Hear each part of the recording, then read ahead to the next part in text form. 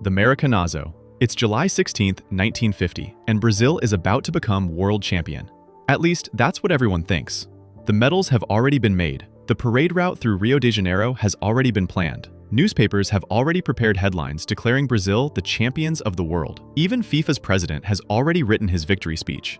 All that's left is the final whistle. The 1950 World Cup didn't have a traditional final. Instead, it ended with a final group stage. Going into the last match, Brazil only needed a draw against Uruguay to win the tournament. Uruguay had to win.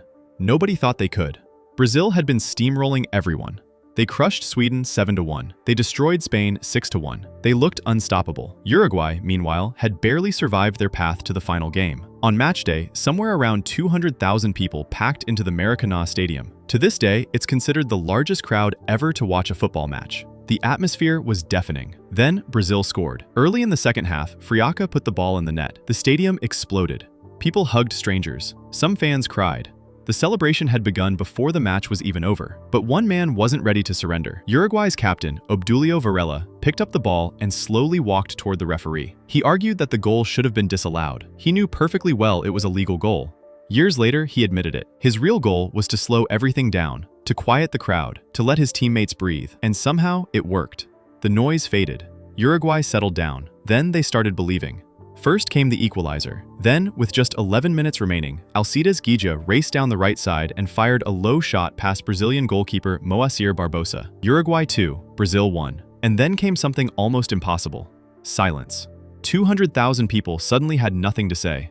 Witnesses later described it as the loudest silence they had ever heard. Guija would eventually joke that only 3 people had ever silenced the Maracanazo: the Pope, Frank Sinatra, and him. But the real tragedy came afterward. Brazil moved on. The country healed. Most players eventually escaped the shadow of the loss. Barbosa never did. The goalkeeper became the face of the defeat. For decades, people blamed him.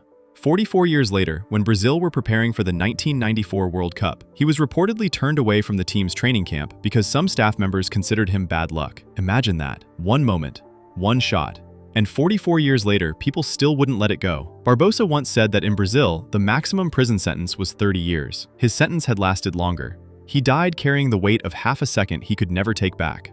And somehow, the next story is even more controversial.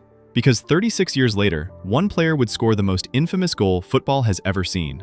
The Hand of God. It's June 22, 1986. Argentina versus England. On the surface, it's a World Cup quarterfinal.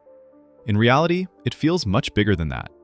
Just 4 years earlier, Argentina and Britain had fought the Falklands War. Hundreds had died. The tension between the two countries was still fresh. And standing in the middle of it all was the best football player on earth, Diego Maradona. For nearly an hour, neither team could break through.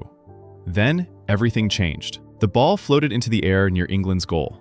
Maradona sprinted toward it. So did England goalkeeper Peter Shilton. Shilton was significantly taller. He should have reached it first. Instead, Maradona did something nobody expected. He punched the ball. Not hard, not obviously, just enough. The ball sailed over the goalkeeper and into the net. The referee didn't see it. The assistant didn't see it. There was no VAR, no replay system, no second chance. The goal stood. England had just been robbed on the biggest stage in football, and there was absolutely nothing they could do about it. After the match, Maradona delivered the line that would make the moment immortal. He said the goal had been scored a little with the head of Maradona and a little with the hand of God. But unbelievably, that wasn't even the most memorable thing he did that day. Just 4 minutes later, Maradona picked up the ball inside his own half. Then he ran. One defender beaten, then another, then another. He glided through England's entire defense like they weren't even there. Seconds later, the ball was in the net. 5 defenders beaten, one of the greatest goals ever scored. And that's what makes this moment so incredible. In the span of 4 minutes, the same player scored both the most controversial goal and one of the greatest goals in football history. Argentina won 2-1. They went on to win the World Cup. And nearly 40 years later, people are still arguing about those 4 minutes. But while Maradona escaped his controversy with a trophy, another player wouldn't be nearly so lucky. 8 years later, a single mistake would become one of the darkest stories in sports history. The mistake that became a death sentence. Andrés Escobar. It's June 22, 1994. A Colombian defender named Andrés Escobar is about to play the biggest match of his life. Colombia entered the World Cup as a dark horse contender. Some experts even believed they could win the entire tournament. Escobar was one of the most respected players on the team. Calm, professional, widely admired. His nickname was the Gentleman. He was 27 years old, engaged to be married, and reportedly close to securing a move to one of Europe's biggest clubs. But Colombia had already lost its opening game. Their next match against the United States was a must-win. Then, disaster struck. A cross came into the penalty area. Escobar stretched to block it. Instead, the ball deflected off his leg and rolled into his own net. An own goal. The United States won. Colombia was eliminated. The dream was over. Escobar was devastated, but he handled it with remarkable grace. He wrote a newspaper column encouraging Colombians to stay united. He told people not to lose hope. He ended it by saying that life doesn't end here. Then he flew home. He wanted to face the criticism head-on. What he didn't realize was that some people were far more angry than he could have imagined. At the time, Colombian football had become intertwined with criminal organizations and illegal gambling. Large sums of money had been lost on the World Cup. 10 days after the own goal, Escobar visited a nightclub in Medellin. Around 3 in the morning, he returned to his car. A confrontation began. Moments later, gunshots rang out. Escobar was shot multiple times.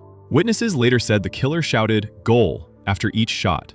He died shortly afterward. He was 27 years old. More than 100,000 people attended his funeral. Today, Andrés Escobar isn't remembered for an own goal. He's remembered for the dignity he showed in the worst moments of his life. And his death remains one of the darkest tragedies the sport has ever seen. As shocking as that story is, the next moment would unfold in front of billions of people watching live. And it would turn the final match of a legend's career into one of the most infamous moments in World Cup history, the headbutt. It's July 9th, 2006, the World Cup final, France versus Italy. And standing at the center of it all is Zinedine Zidane, one of the greatest footballers who ever lived. This is supposed to be the perfect ending. He's already announced that he's retiring after the tournament. One final game, one final chance to lift the World Cup. One final chance to walk away as a champion. Early in the match, he gives France the lead with one of the boldest penalties ever attempted in a World Cup final, chipping the ball off the underside of the crossbar and into the net. But Italy equalizes. 90 minutes pass. Then extra time. Still tied. The match is heading toward penalties. And then comes a moment nobody could have predicted. A moment that people are still talking about nearly 20 years later.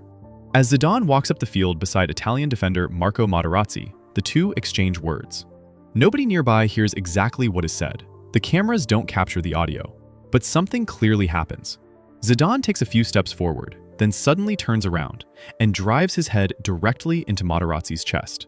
The Italian defender crashes to the ground. The entire stadium is stunned.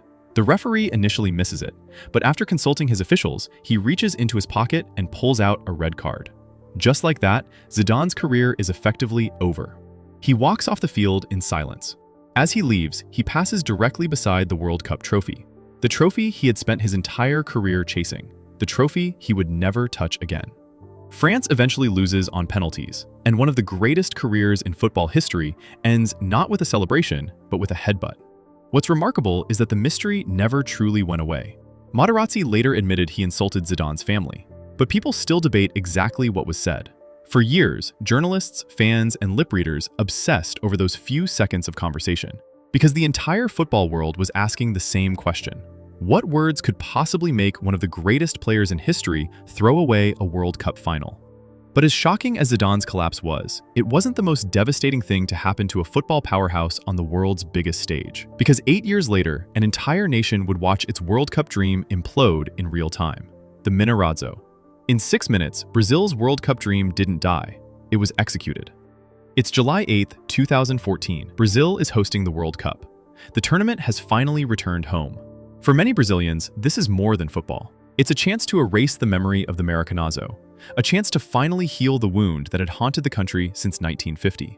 Brazil reaches the semifinal. The entire nation is dreaming of another championship. There is one problem. Their superstar, Neymar, is injured. Their captain is suspended. But nobody believes Brazil can truly collapse at home. Then Germany scores. One goal isn't a disaster. There's plenty of time left. Then another, then another, then another, then another. Between the 23rd and 29th minute, Germany scores 4 goals in 6 minutes. 4 goals. 6 minutes. The Brazilian players look completely broken. The crowd doesn't know how to react. Some fans stare silently, others cry. Millions watching around the world can barely believe what they're seeing. By halftime, the score is 5-0. 5-0. And somehow, it gets worse. Germany keeps scoring. Brazil eventually gets one consolation goal. The final score reads Germany 7, Brazil 1. To this day, it remains the most humiliating defeat in the history of Brazilian football. A World Cup semifinal, at home, in front of an entire nation. The result was so shocking, it immediately received its own name, the Mineirazo, a disaster forever linked to the Maracanazo 64 years earlier. 2 generations, 2 nightmares, 1 country. And that's what makes the World Cup different from every other sporting event on Earth. The trophies matter, the goals matter, but that's not what people remember. People remember the moments. A goalkeeper blamed for a loss for 44 years. A superstar scoring the greatest goal and the most controversial goal in history within 4 minutes of each other. A respected defender whose life ended after a mistake. A legend whose final act was a red card. An entire nation watching its dream collapse before halftime. For a few weeks every 4 years, football becomes bigger than football. And sometimes, a few seconds on a field can change a person's life forever. No scriptwriter would dare invent stories like these, because nobody would believe them. And yet every single one of them really happened.